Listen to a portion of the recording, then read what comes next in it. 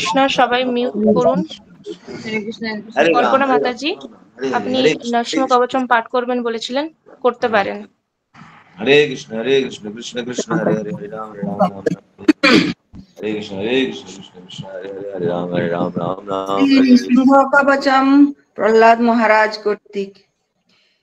নৃসিংহ কবচম বক্সে প্রহ্লাদেন দিতম পুরা, সর্বরক্ষা করম পুণ্যম সর্ব উপদ্রব নাশনম, সর্ব সম্পদ করম চৈব স্বর্গরক্ষ প্রদায়কম। ধত্তা নৃসিংহম দেবেশম হেম সিংহাসন স্থিতম, বিবৃতাস্যম ত্রিনয়নম শরদ ইন্দু সমপ্রভম, লোকসালিঙ্গিত বামঙ্গম বিভূতি ভীর উপাশ্রিতম, চতুর্ভুজম কমলাঙ্গম স্বর্ণকুণ্ডল শোভিতম, সরজ শোভিত রস্কম রত্ন কেউর্মুদ্রিতম, তপ্ত কাঞ্চন সংকাশম পীত নির্মল বাসনম, ইন্দ্রাদিশূর মৌলিষ্ঠ স্ফুর মাণিক্য দীপ্তিভিঃ, বিরাজিত পদদন্দম শঙ্খ চক্র দিয়েতিভিঃ, গুরুত্মাতা চ বিনয়াৎ স্তূয়মানম মুদান্বিতম, সহিত কমল সম্ভাষম কৃতাত্তু কবচম পথে। নৃসিংহ মে শির পাতু লোক রক্ষাত্ম সম্ভব, সর্বগোপী স্তম্ভবাস ফলম মে রক্ষতু ধ্বনিম, নৃসিংহ মে দিশো পাতু সোম সূর্যাগ্নিলোচন, স্মৃতিম মে পাতু নিহরি মুনি বর্জ স্তুতি প্রিয়, নাসাম মে সিংহ নাশস্তু মুখম লক্ষ্মী মুখ প্রিয়, সর্ববিদ্যাধিপ পাতু নৃসিংহ রসনাম মম, ভক্তম পাতি বিন্দু বদনম সদা প্রহ্লাদ বন্দিত, নৃসিংহ পাতু মে কণ্ঠম স্কন্ধ ভুবরণাত্মকৃত, দিব্যাস্ত শোভিত ভুজ নৃসিংহ পাতু মে ভুজ, কর মে দেব বরদ নৃসিংহ পাতু সর্বতঃ, হৃদয়ম যোগী সাধ্যশ্চ নিবাসম পাতু মে হরি, মধ্যম পাতু হিরণ্যক্ষ ভোক্ষ কুক্ষি বিদারণম, নাভিম মে পাতু নিহরি স নাভি ব্রহ্ম সংস্তুতঃ, ব্রহ্মাণ্ড কোটয় কোট্টাম যশাস্য পাতু মে কোটিম, গুজ্জম মে পাতু গুজ্জানাম মন্ত্রানাম গুজ্জ রূপোদ্দিক, উরু মন ভব পাতু জাননী নর রূপোদ্দিক, জঙ্ঘে পাতু ধরা ভার হর্তা যোশ নিকেশ্বরী, সুরা রাজ্য প্রদহ পাতু পাদ মে নিহরীশ্বর, সহস্র শীর্ষা পুরুষ পাতু মে সর্বশস্তনু, মগ্রহ পূর্বতঃ পাতু মহাবিরাগ্র যোগনিত, মহাবিষ্ণু দক্ষিণে তু মহাজালস্তু নোজিত, পশ্চিমে পাতু সর্বশ দিশি মে সর্বতমুখ,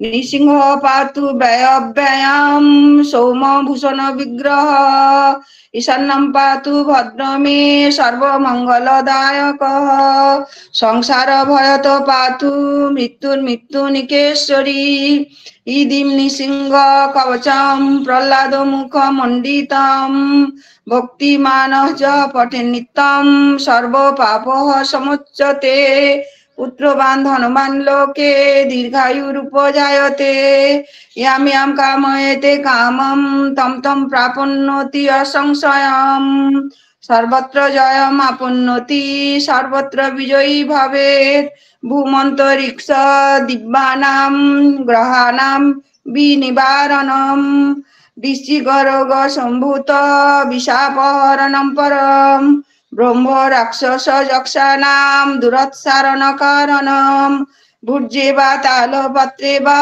কবচম লিখিতম শুভম, করো মূলে ধিতম যেন সিদ্ধয় কর্ম সিদ্ধয়, দেবাসুর মনুষ্যেষু সম সমেব জয়ম লভেৎ, এক সন্ধম ত্রিসন্ধম বাহ্য পথেন নিহত নর, সর্বমঙ্গলম মঙ্গলম ভুক্তিম মুক্তিম চ বিন্দতি দাত্রিংশতি সহস্রাণি পথে শুদ্ধাত্মনাম নৃণাম কবচ শাস্ত্র মন্ত্রস্য মন্ত্র সিদ্ধ প্রজায়তে অনেন মন্ত্র রাজেন কৃত্তা ভস্মানি মন্ত্রণাম তিলকম বিন্নসেদ যশস্তু তস্য গ্রহ ভয়ম হরেত ত্রিভারম জপ মানস্য তু দত্তম বার্যাভিমন্ত্রচ্চ প্রাসায়্যো নর মন্ত্র নৃসিংহ ধ্যানমাচরেত তস্য রোগা প্রণশ্যন্তি যে চ শুভ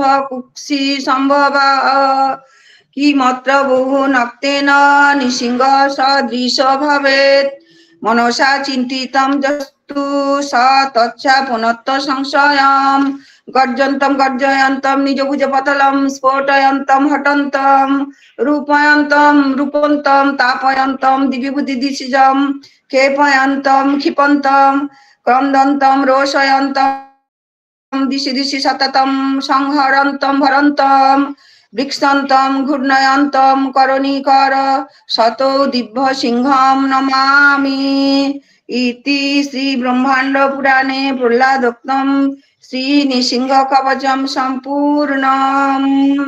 হরে কৃষ্ণ কৃষ্ণ কৃষ্ণ হরে হরে হরে রাম রাম রাম হরে হরে।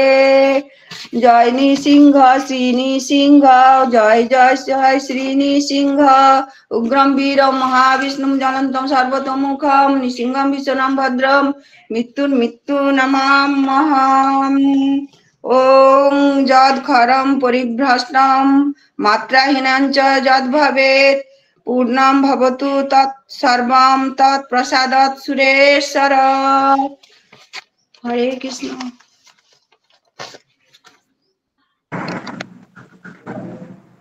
হরে কৃষ্ণ হরে কৃষ্ণ হরে কৃষ্ণ। हरे कृष्ण प्रभु जी। प्रणाम प्रभु। हरे कृष्ण प्रणाम प्रभु। हरे कृष्ण प्रभु प्रणाम। हरे कृष्ण सुप्रभु दंडवत प्रणाम। धन्यवाद हरे कृष्ण प्रणाम प्रभु। गुड मॉर्निंग सुप्रभात सुप्रभातम प्रभातम প্রভাতে কর দর্শনম। প্রভাতে সকালে উঠে আমাদের কি দর্শনম? ভগবত দর্শনম, মঙ্গল আরতি। সকালবেলার রাধা মাধবের দর্শন করেছেন?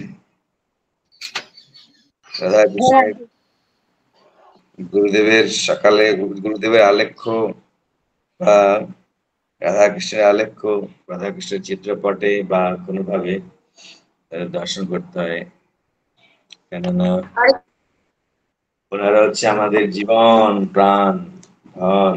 কৃষ্ণ প্রভু দর্শন করেছি। দর্শন করেছেন, খুব ভালো খুব ভালো।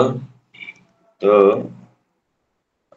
আমাদের আজকে দেখছি অনেকেই জব করলো, তো আমাদের কম্পাউন্ডাররা নিশ্চয়ই চেষ্টা করেছে সবাইকে জাগানোর জন্য। তো বৈষ্ণব জাগাতে পারে ঘুমন্ত জগৎ, বৈষ্ণবের এত ক্ষমতা রয়েছে। কৃষ্ণ সে তোমার, কৃষ্ণ দিতে পারো, তোমারও শক্তি আছে। কার শক্তি আছে কৃষ্ণকে দেওয়ার জন্য? বৈষ্ণবের। আপনারা যখন বৈষ্ণব হয়ে যাচ্ছেন, আপনারা বৈষ্ণব মানে ভক্ত, যে ভগবানকে ভালোবাসে, তখন আপনারা কৃষ্ণকে দিতে পারেন অন্যকে। কৃষ্ণ সে তোমার, কৃষ্ণ কার? কৃষ্ণ হচ্ছে বৈষ্ণবের। তোমারও হৃদয়ে সদা গোবিন্দ বিশ্রাম। বৈষ্ণবের হৃদয়ে ভগবান, ওনার বিশ্রামের কোনো জায়গা নেই, সারা দিন রাত কাজকর্ম, কিন্তু বৈষ্ণবের হৃদয়ে ভগবান বিশ্রাম করেন। গোবিন্দ হেন মম বৈষ্ণব পরাণ। ভগবান গোবিন্দ স্বয়ং বলছেন যে বৈষ্ণব হচ্ছে আমার প্রাণ। ভগবান তার ভক্তকে এত ভালোবাসে, তাই জন্য ভক্ত তখন সবকিছু ভগবানের চরণে সবকিছু সমর্পণ করে দেয়। সর্বস্ব সমর্পণ বা সবকিছু নিবেদন করে দেয়, আত্মনিবেদন। শরণাগতি 6টা অঙ্গের মধ্যে এটা একটা। তখন ভক্ত বলে আমার সবকিছু তোমার, হে প্রভু। মানস দেহ গেহ যো কিছু মোর, অর্পিলু তুয়া পদে নন্দ কিশোর। মানস আমার মন, আমার এই দেহ, এই জগতের মানুষ দেহটাকে কত রকম ভাবে মর্নিং ওয়াক করবে সকালবেলা, তারপর আবার জিম করবে, কত কিছু আপনারাও করতে পারেন। কিন্তু কৃষ্ণ কৃষ্ণ ভক্তি করার জন্য নাকি জগজাগতিক লোকেদের একটাই উদ্দেশ্য, কিভাবে ইন্দ্রিয় তৃপ্তি হবে।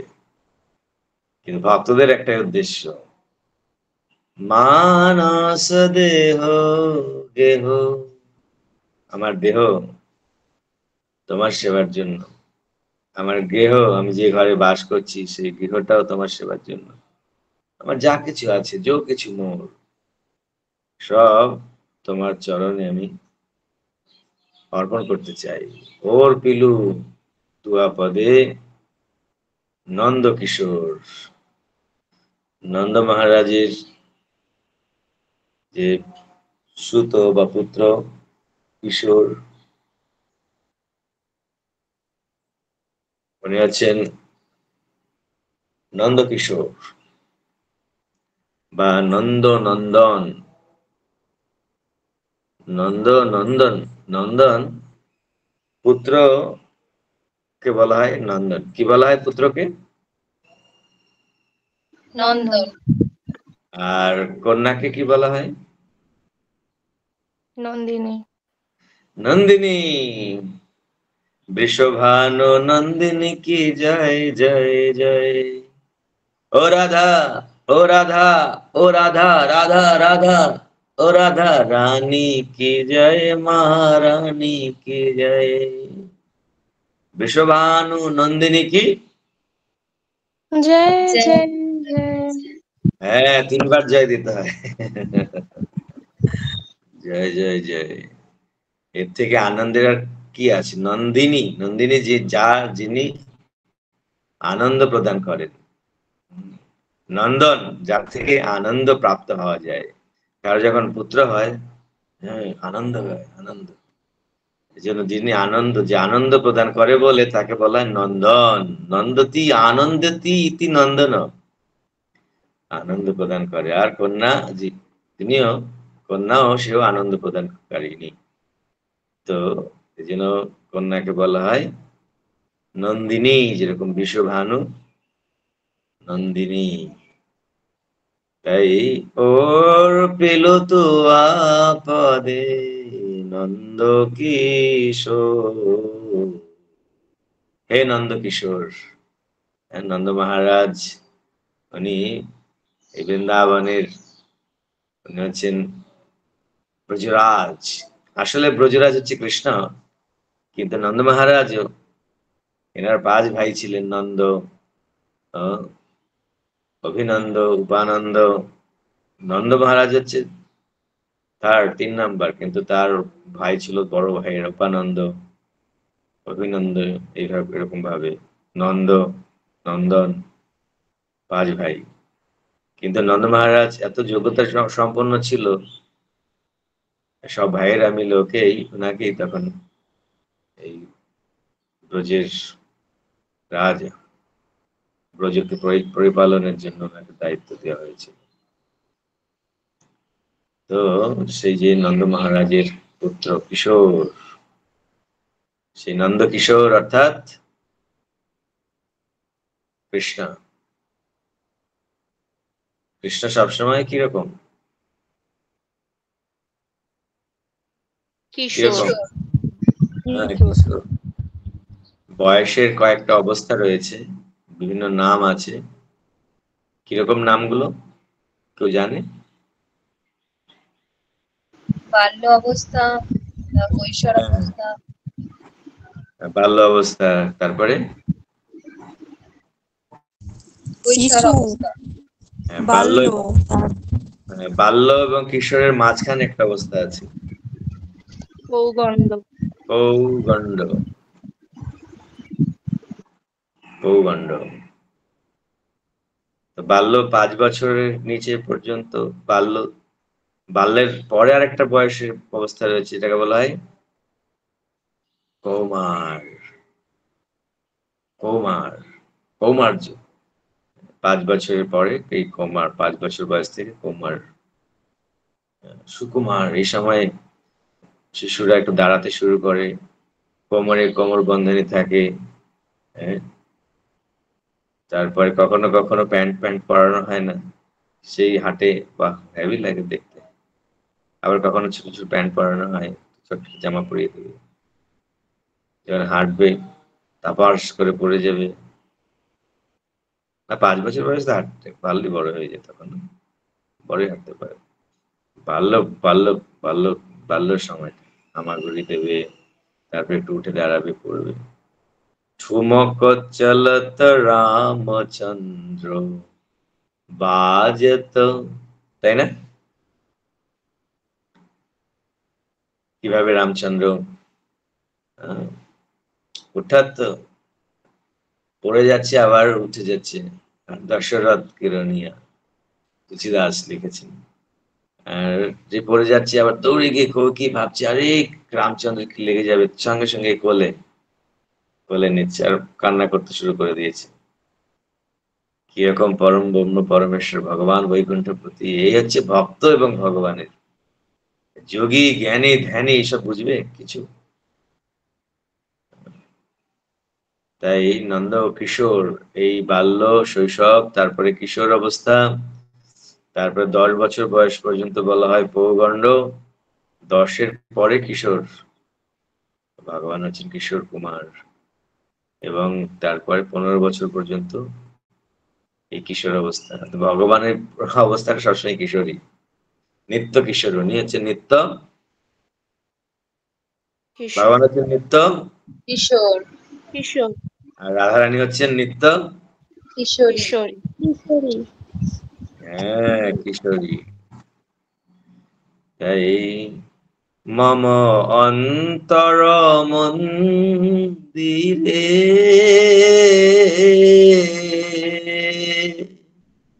মম অন্তর মন্দিরে জাগো জাগো জাগো,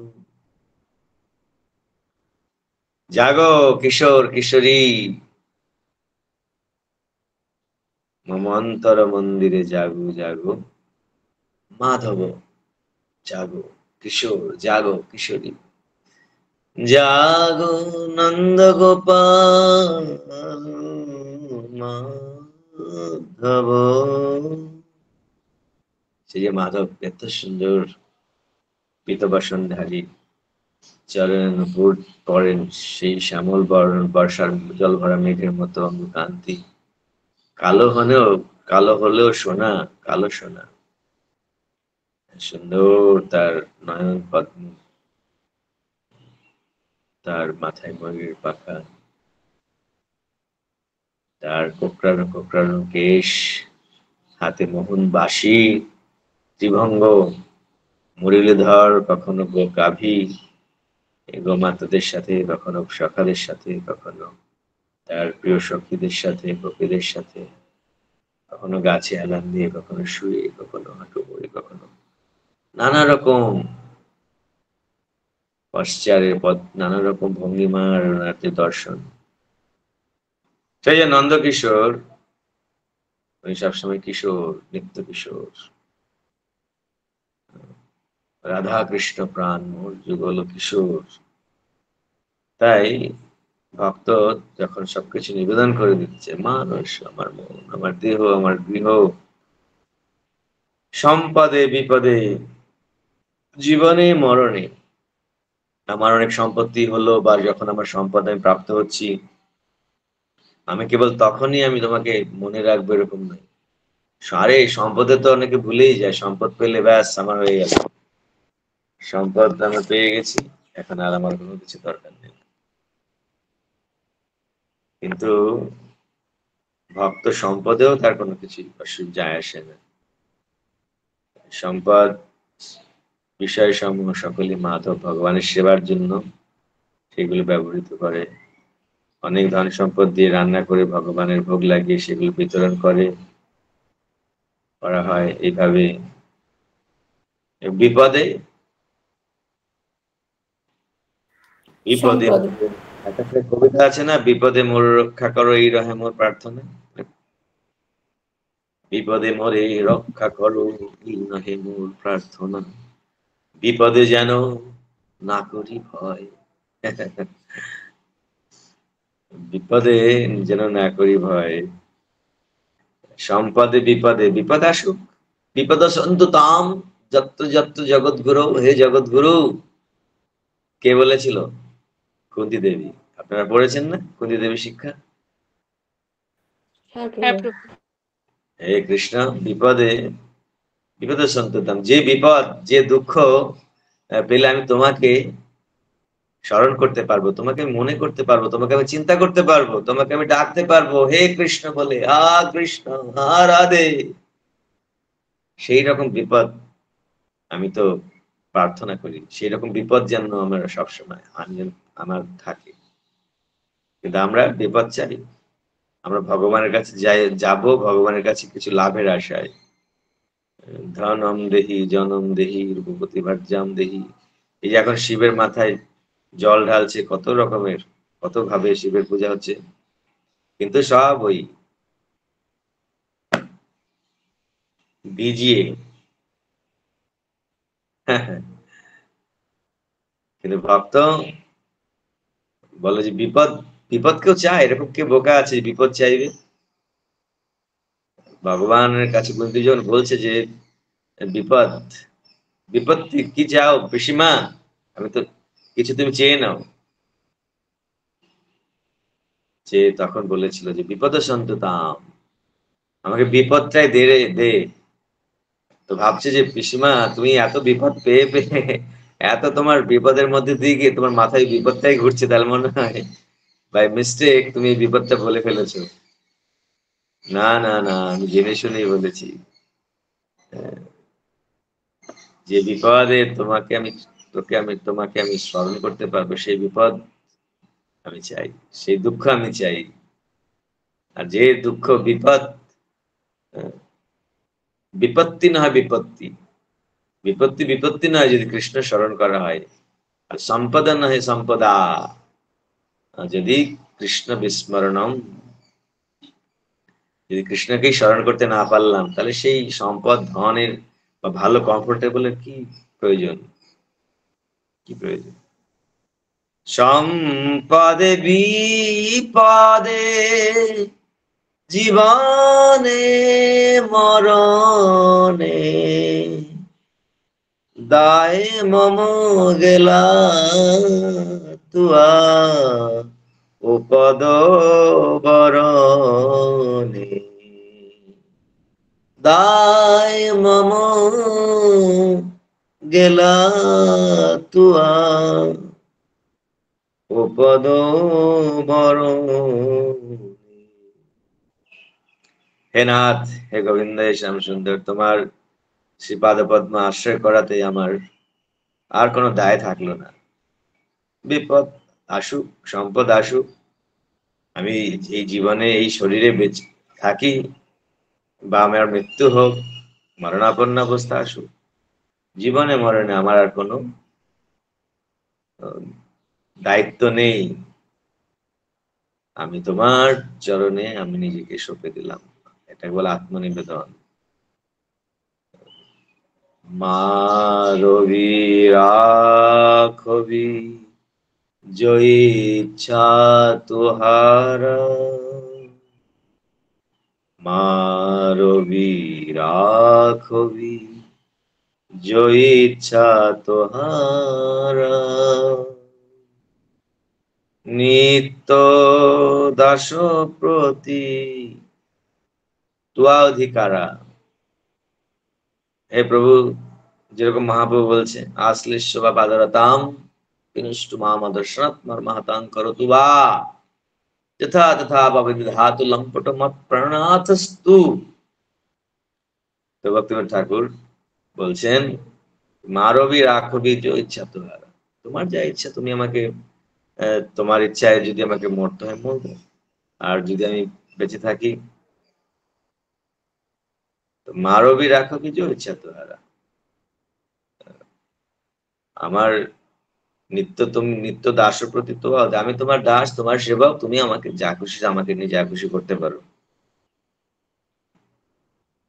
জন্মাবি ময়ে ইচ্ছা যদি তোর, ভকত গৃহে জনি জন্ম হও মোর। আর আমাকে যদি জন্মাবে, আমার যদি জন্ম হয় আবার, কেন জন্মটা অনেক কষ্টকর ব্যাপার, এই জন্ম, তারপরে বড় হওয়া, লেখাপড়া, চাকরি, ব্যবসা, দায়িত্ব, ওরে বাবা এই জগতে কিরকম, এইখানে প্লেন ধ্বংস হয়ে যাচ্ছে, এইখানে এই হচ্ছে ওই হচ্ছে, রোগ ব্যাধি, কি জগৎ রে বাপ রে বাপ, দুর্গন্ধ, হিংসা, দেশ, উফ, লোভ, কাম,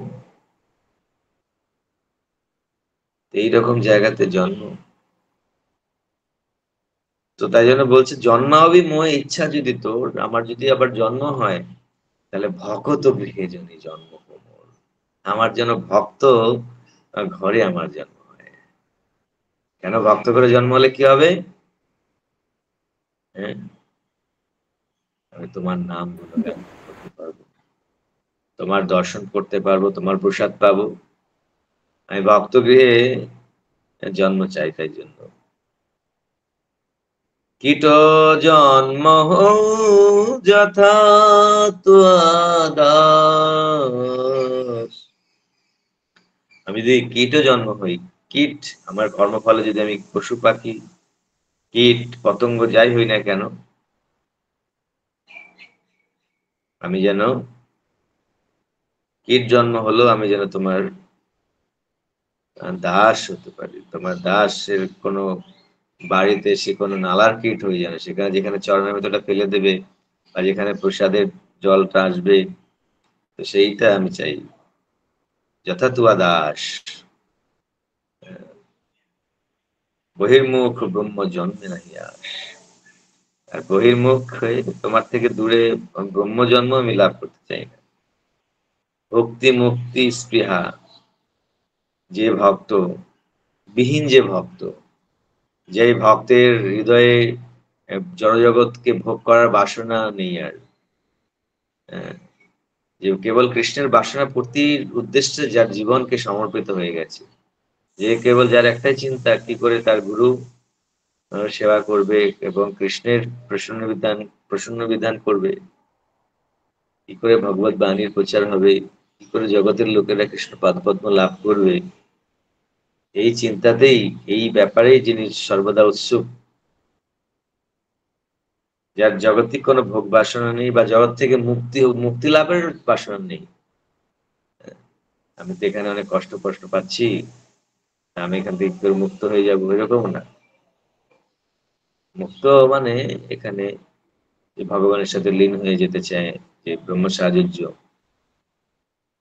বা অন্যান্য 12 মুক্তি রয়েছে, 5 রকমের মুক্তি আছে, শালক্য, সামীপ্য, সারূপ্য, ষষ্ঠীর সাযুজ্য, এই সমস্ত ভক্তি এবং মুক্তি স্পৃহা, অর্থাৎ এখানে ভক্তি মানে ভোগেতে সুখ হয়, আর তারপরে যত দুঃখ হলে আমি মুক্ত হতে চাই। যারা কর্মী তারা মুক্তি চায়, আর যারা জ্ঞানী তারা মুক্তি চায়। আমাদের কর্মী হওয়া উচিত নয়, জ্ঞানী হওয়া উচিত নয়, আমাদের এগুলো থেকে মুক্ত যে বিহীন যে ভক্ত, সেই রকম ভক্তের লভ হইতে তাক ও সঙ্গ অনুরক্ত, সেই রকম ভক্তের সঙ্গ আমার লাভের জন্য সদা উদ্গ্রীব থাকতে হবে। যেখানে ভগবানের কথা হবে, যেখানে সেই রকম ভক্ত সঙ্গ, সেখানে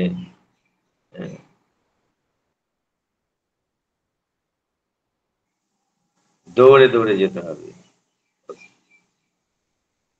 লভ হইতে তাকর সঙ্গ অনুরক্ত, সেই রকম ভক্তের সঙ্গ করার জন্য আমাদের উৎসাহী হতে হবে।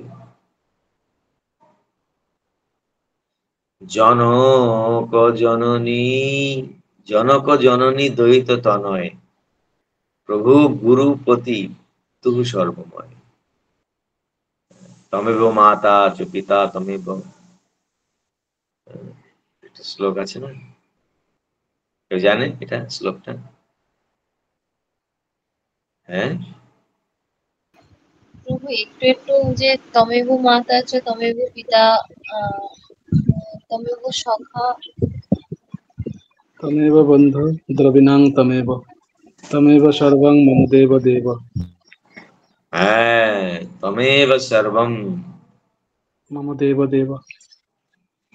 হে দেবদেব, হে জগদীশ্বর, তুমি হচ্ছে জনক, তুমি জননী, তুমি আমার প্রিয়তম, তুমি আমার তনয় পুত্র, তুমি আমার প্রভু, তুমি আমার গুরু, তুমি আমার স্বামী, তু সর্বময়।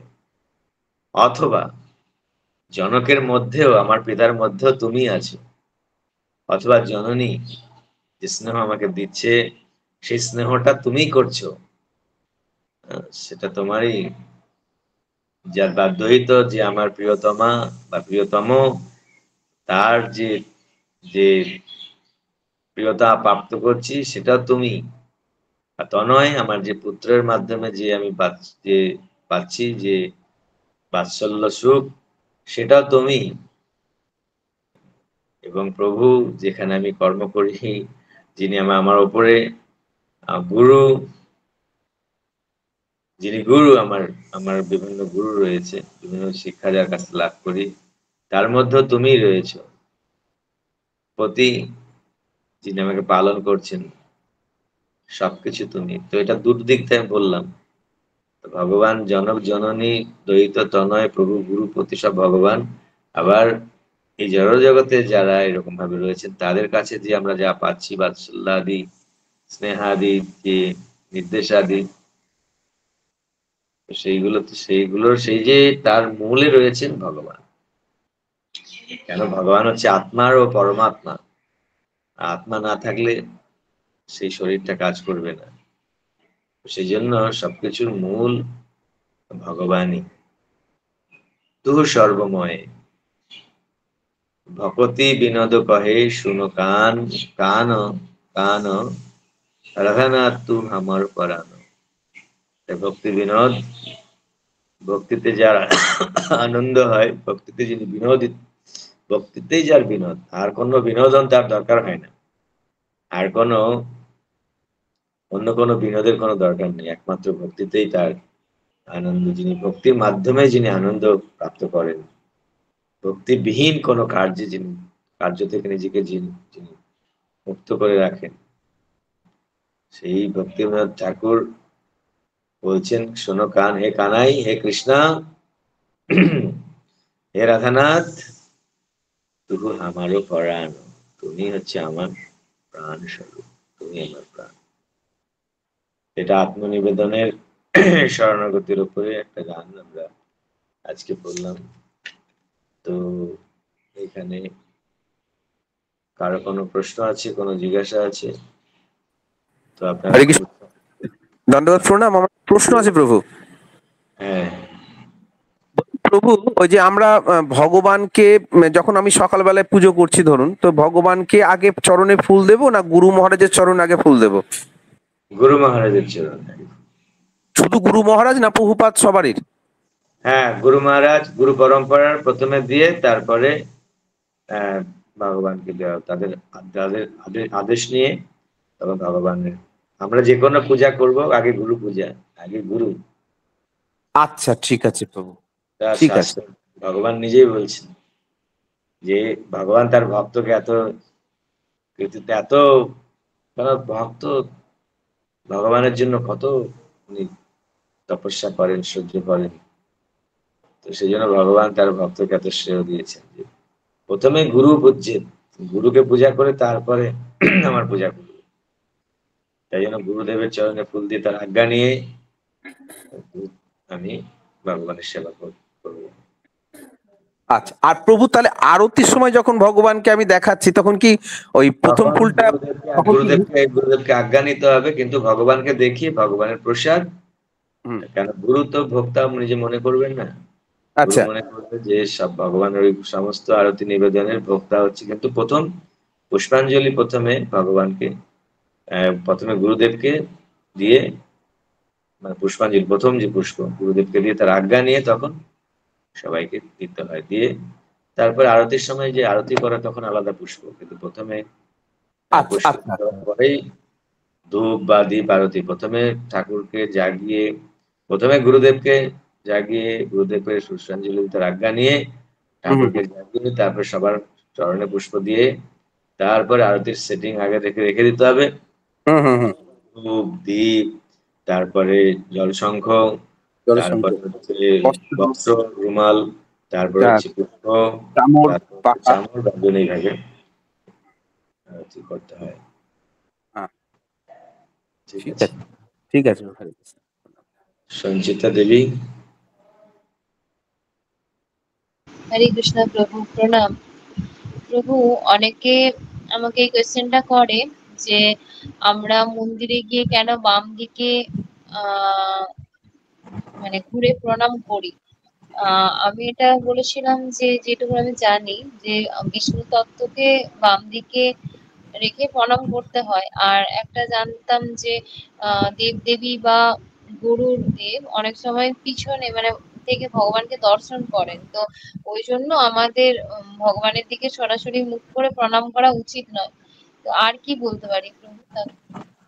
এটাই শাস্ত্রে স্কন্দ পুরাণ, পদ্ম পুরাণ থেকে সূর্য যদি হরিভক্তি বিলাসে এইভাবে বলা হয়েছে যে ভগবান বিষ্ণু তত্ত্ব তাদেরকে সবসময় বাদিকে রেখে প্রণাম করা উচিত হয়, যেহেতু ভগবানের মন্দিরে সোজাসুজি ভগবানের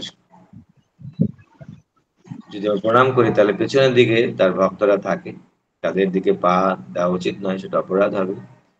অনেক মন্দিরে গরুর দেব প্রতিষ্ঠিত থাকে, কোনো মন্দিরে ভগবানের ভক্ত, যেমন আমাদের আমাদের মন্দিরে প্রভুপাদ থাকে, তো সেই জন্য বাদিকে রেখে প্রণাম করাটা বিষ্ণু তত্ত্বের জন্য একদম নির্ধারিত ভাবে দেবতাদের ডান দিকে রেখে প্রণাম করার বিধান রয়েছে। গুরুদেবকে সরাসরি সামনে প্রণাম করা যায়, কিন্তু অনেক সময় যদি প্রভুপাদ, আমাদের এখানে প্রভুপাদ আছে সেজন্য আমরা প্রভুপাদকে বাদিকে রেখে প্রণাম করি।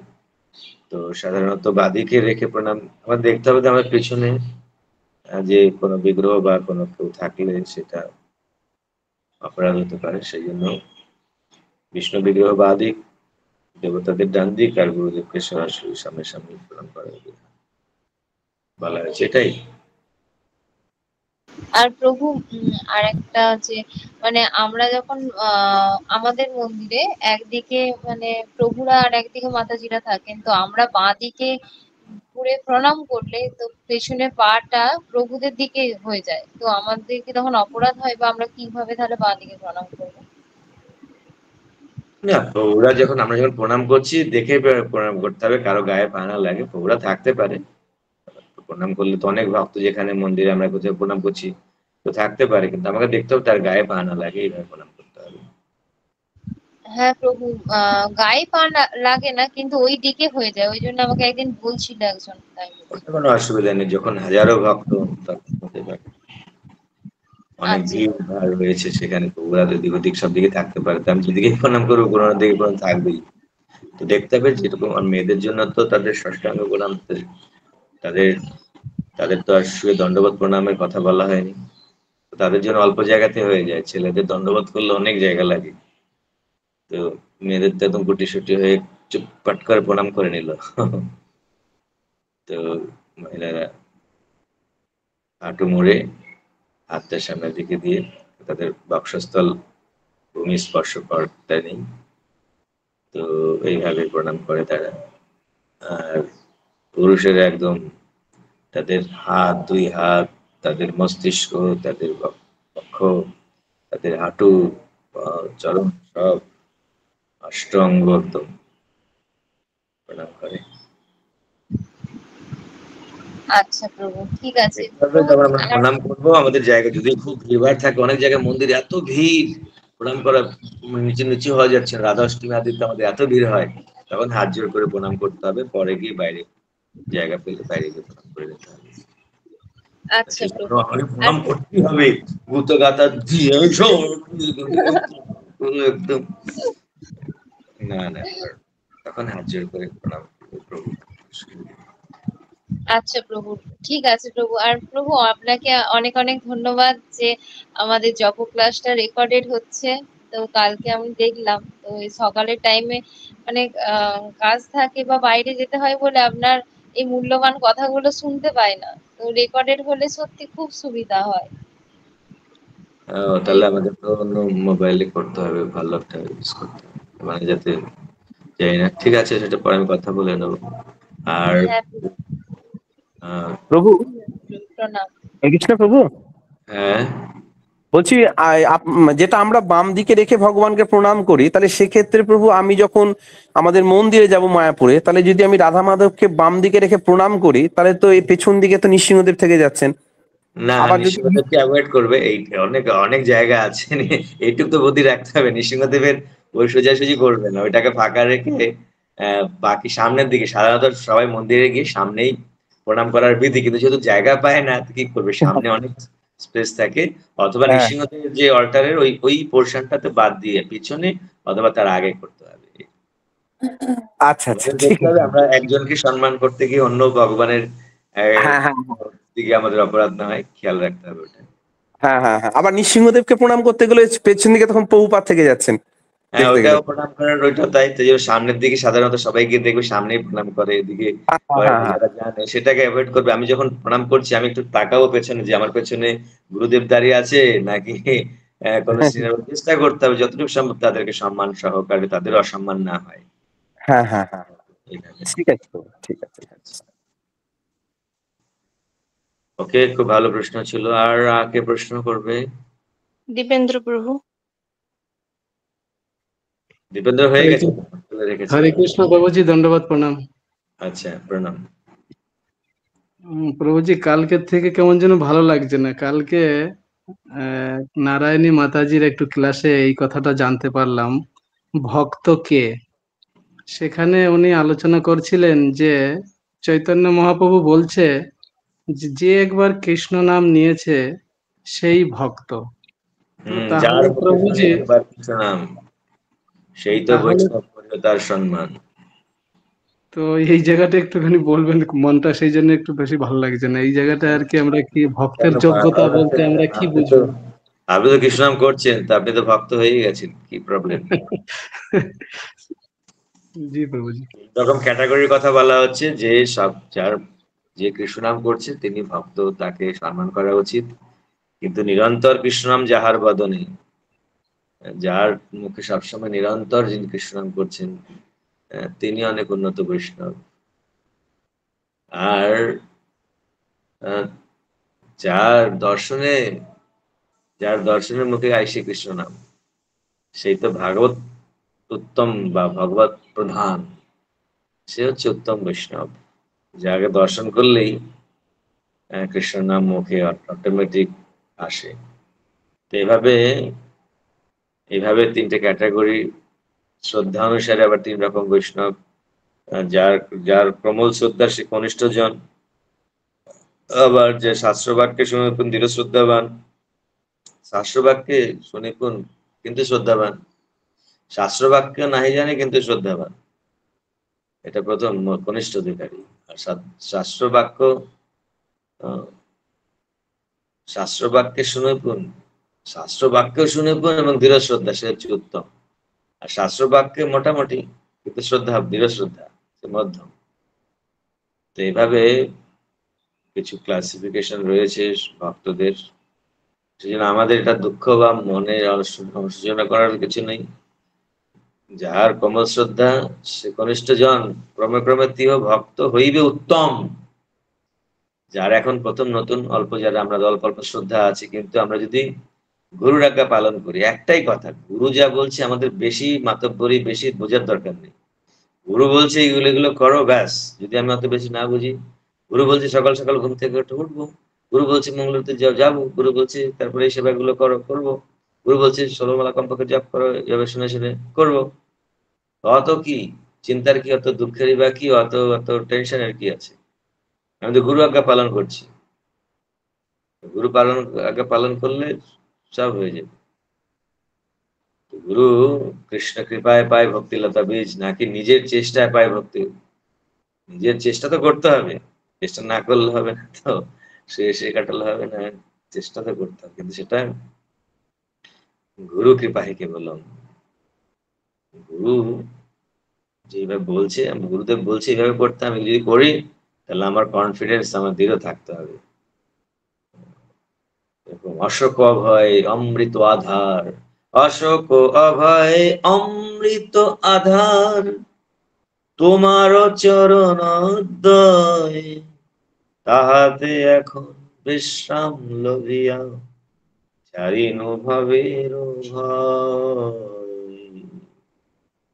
অশোক, যেই চরণে আর কোনো শোক থাকবে না, যার আশ্রয় নিলে কোনো শোক থাকবে না। জগতের মানুষ সবাই শোকে উজ্জীবন হয়ে পড়ে। শোক, অশোক, অভয়, কোনো ভয় থাকবে না। আর অমৃতের আধার, অমৃত যা খেলে আর কারণ মরতে হবে না, আর মৃত্যুঞ্জয় হয়ে যাবে। সেই চরণে আমরা আশ্রয় করছি, তাহাতে এখন বিশ্রাম লেগেছে। আমরা ভাবর ভয়, আমাদের দুঃখ ভয় আর কি এসেছে? যদি আমরা গুরুর চরণে নিজেকে সমর্পণ না করি, ভগবানের চরণে আত্মনিবেদন না করি, তখন এসব ভয় হবে। আমি দিয়ে দেবো নিজেকে, আমি দিয়ে দিয়েছি ভগবানকে। একটা গান শুনেছি, কেউ ভালো বলে, কেউ মন্দ বলে, कोई भला कहे कोई बुरा कहे, मैं हो चुकी राधा रमन जी के। কেউ আমাকে ভালো বলুক, কেউ আমাকে মন্দ বলুক, don't care, I don't care. আমি দিয়ে দিয়েছি নিজেকে কৃষ্ণের চরণে, গুরুর চরণে, ব্যাস। দুঃখ, এই যে বললো বিপদে সম্পদে, দুঃখটুকু যা আসুক, আমার কি? আমি তো কৃষ্ণ দিয়ে দিয়েছি নিজেকে। এখন খ্রিস্টান সেটা ওনার দায়িত্ব, আমার দায়িত্ব নেই। দায় মম গেলা তো কত করে না, আমার কোনো দায়িত্ব। ওকে, তো সেই জন্য শাস্ত্রের নির্দেশকে পালন করুন, ব্যাস। প্রভুজি এই জায়গাটা একটু বলবেন, ওই যে বললেন যে কনিষ্ঠ আর মধ্যম আর যে সিনিয়র, তো ওই জায়গায় যে একটা বিচারের একটা আদান প্রদান হয়, যিনি আজকে কনিষ্ঠ হয়ে এসেছেন ভক্তি করতে, তো তিনি তো একদিন ভক্তি করতে করতে তার অনেক উন্নতি হবে, আর যিনি সিনিয়র হয়ে আছেন, গুরুদেবের আজ্ঞা যদি পালন করে, বিধি অনুযায়ী সে যদি চলে, সে কনিষ্ঠ থেকে সে মধ্যম এবং উত্তম ভক্ত হতে পারবে।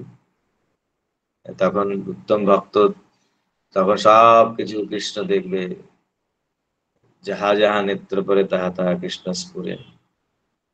তো কিন্তু সে উত্তম হয়েও আপনার মানেহীন, এরকম নয় ও আমি তো এখন সব জায়গাতে কৃষ্ণ দেখতে পাচ্ছি, হ্যাঁ সবকিছুর মধ্যে তো কৃষ্ণ দেখছি, সিয়া রাম মাই সব জগ জানি, করো পরাম জোর যোগ বাণী। এত সোজা নয়। কিন্তু যদি কেউ দেখছেও, কিন্তু সেও মনে করবে না যে আমি এখন উত্তম ভক্ত হয়ে গেছি। ও তাহলে আমি তো এখন, ইনি তো কনিষ্ঠ আছেন, এই মাতাজি তো কনিষ্ঠ, কিন্তু আমি তো মধ্যম স্তরে আছি। আমাদের এসব কিছু বিচার করার দরকার নেই, কিন্তু শাস্ত্রে সব বিচার রয়েছে। এই জন্য যে ভগবত ভক্তিতে যেন আমরা একই জায়গায় স্থির না থাকি, আমাদের শাস্ত্র বাক্যে শুনে পূর্ণত হবে, আমাদের শ্রদ্ধা যেন বাড়তে থাকে। সেই জন্য কোমল শ্রদ্ধা থেকে আরো দৃঢ় শ্রদ্ধা, এবং তারপরে শাস্ত্র বাক্যে শিরোপীন হয়ে আমরা যেন এগিয়ে চলি। সেই জন্য শাস্ত্র সিদ্ধান্তগুলো দেওয়া আছে। আমাদের এই নিয়ে বেশি ভাবনা, আমাদের বিধি নিষেধগুলো আমরা পালন করবো, আর করলেই আমরা কোমল শ্রদ্ধা থেকে আমাদের দৃঢ় শ্রদ্ধা হয়ে যাবে। শাস্ত্র বাক্যে, গুরু বাক্যে, ফার্স্ট হচ্ছে গুরু বাক্যে, গুরু যা বলছে সেটা করো, ব্যাস, করতে থাকো। আর কার প্রশ্ন? তনুশ্রী মাতাজি। হরি বল। মাতাজি। হরে কৃষ্ণ, প্রণাম প্রভু। হ্যাঁ, বলছিলাম যে প্রভু, যে কীর্তন আর মঙ্গলাচরণ গুলো করা হয়, ওগুলো কি সবকিছুই হারমোনিয়ামে করা যেতে পারে, হারমোনিয়াম বাজিয়ে? হ্যাঁ, কেউ যদি করতে চায় ঠিক আছে, যদি সময় হয়। আর হারমোনিয়ামে তো যদি বিশেষ অনুষ্ঠানে তো করে, হারমোনিয়াম বাজিয়ে করা হয়। অনুষ্ঠানাদিতে কোনো আপনার কোনো জায়গায় নাম অট্ট হচ্ছে, কোনো প্রোগ্রাম হচ্ছে, ভক্তি বা কোনো অনুষ্ঠান হচ্ছে, কেউ এলো বাড়িতে, কোনো ভক্তের কথা শোনাতে হবে, যদি আমি হারমোনিয়াম থাকে বা বাজাতে জানি, আমি হারমোনিয়াম বাজিয়ে যদি মঙ্গলাচরণ করি, তাহলে তো আরো সুন্দর লাগবে, সেটা ক্ষতি কিছু নেই। কিন্তু অনেক সময় সময় সুযোগ বা সময়ের সংকুলন হয় না, বা এমনি যে আমরা যখন আমরা ভগবানের নাম জপ করি, বা এমনি আমি নিজে যদি কোনো গ্রন্থ পাঠ করি, তখন আমাকে হারমোনিয়াম বাজিয়ে করতে হবে এরকম কোনো প্রয়োজন নেই। তো হারমোনিয়াম বাজিয়ে আমরা প্র্যাকটিস করার জন্য করতে পারি যখন অনুষ্ঠান করব। আর যখন কোনো অনুষ্ঠান আদি হবে, সেই সময় হারমোনিয়াম বাজিয়ে মঙ্গলাচরণ হয়, অতি উত্তম, খুব ভালো লাগবে সেটা শুনতে। সেটা কোনো দোষ নেই, অবশ্যই করা যেতে পারে।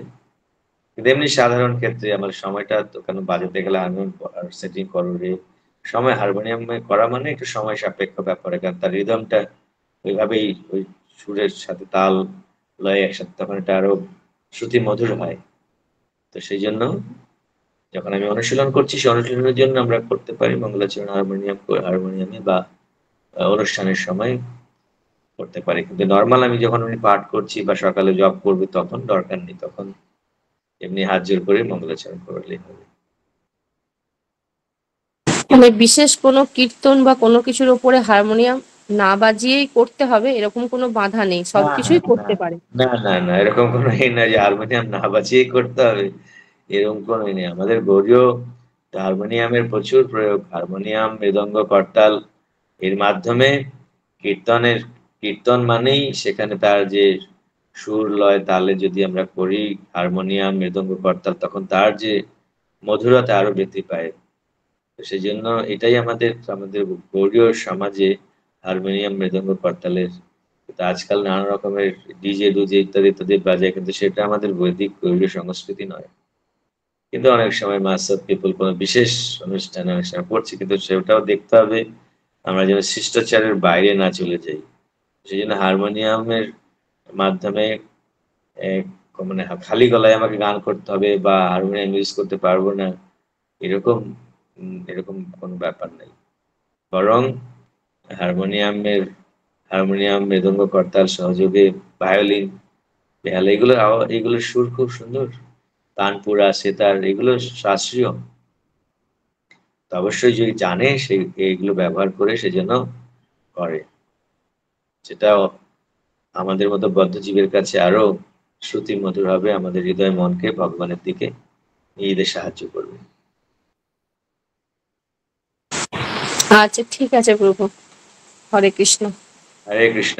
যদি আপনি আমাদের কখনো শোনাতে পারেননি, আমাদের ক্লাসে কখন হারমোনিয়াম বাজিয়ে গান করেন। আপনি, আমার মেয়ে কীর্তন করে, ও করার চেষ্টা করে, এই জন্মাষ্টমীতে ওকে ডেকেছে মানে কীর্তন করার জন্য। এবার ও মানে হারমোনিয়াম বাজিয়েই বেশিরভাগটা করে। তো একজন বলেছে ওকে যে এই মঙ্গলাচরণ বা কিছু কিছু কিছু হারমোনিয়াম বাজিয়ে করার দরকার নেই। তো ও তো যাবে ওই জন্মাষ্টমীতে কীর্তন করতে, ওই জন্য জিজ্ঞাসা করলাম যে কীর্তন করতে যাবে যখন, তখন হারমোনিয়াম বাজিয়ে করবে। আচ্ছা, ঠিক আছে প্রভু। তাতে কোনো এরকম কোনো দোষারোপ তো করেনি, বরং সেটা শ্রুতি মধুর হয়, আরো সেটা ভালো। কিন্তু আমি বললাম সময় সংকুলনের কারণে আমরা সেইভাবে কোনো কোনো ক্ষেত্রে এই উদ্দেশ্য চাই না, কিন্তু হারমোনিয়াম বাজানোর মাধ্যমে মঙ্গলাচরণটা আর শ্রুতি মধুর হয়ে যায় অবশ্যই। ঠিক আছে। আর প্রভু, আপনার যখন ইচ্ছা হবে ওর একটু কণ্ঠে কীর্তন শোনার, আপনি বলবেন, ও অবশ্যই আপনাদের সকলকে শোনাবে। হ্যাঁ, ঠিক আছে, আমরা এই আমরা শুনতে পারি যে ভজনগুলো গাইতে পারে, যেটা আমি আজকে গাইলাম মানুষ বা এরকম কি ভজন কি কি শিখেছে, এগুলো তো করতে পারে নিশ্চয়ই, নাকি? কি বলছেন প্রভু? আমি বললাম যে ভজনটা আজকে আমরা করলাম মানুষ দেহ এই সব ভজনগুলো তো গাইতে পারে। হ্যাঁ, ও মোটামুটি পারে, ওকে একটু আগে বলে দিতে হবে, ও একটু সেটা মানে প্র্যাকটিস করে তারপর হয়তো পরে শুনিয়ে দেবে। সঙ্গে সঙ্গে তো বাচ্চা তো একটু একবার দুবার ওকে মানে ও অনেক কিছুই করে, তার মধ্যে আর কি ওকে একটু প্র্যাকটিস করে শুনিয়ে দিতে পারবে। ঠিক ঠিক আছে। ভালো। তো সবাই আপনারা হারমোনিয়াম, মৃদঙ্গ, করতাল বাজানো শিখবেন, চেষ্টা করবেন গানের সাথে সাথে এগুলোকে প্র্যাকটিস করার জন্য। মেয়েরাও মৃদঙ্গ বাজানো শিখতে পারে, কিন্তু ওই না দাঁড়িয়ে সেই খুব ধুমধারাক্কা করতে হবে এরকম নয়।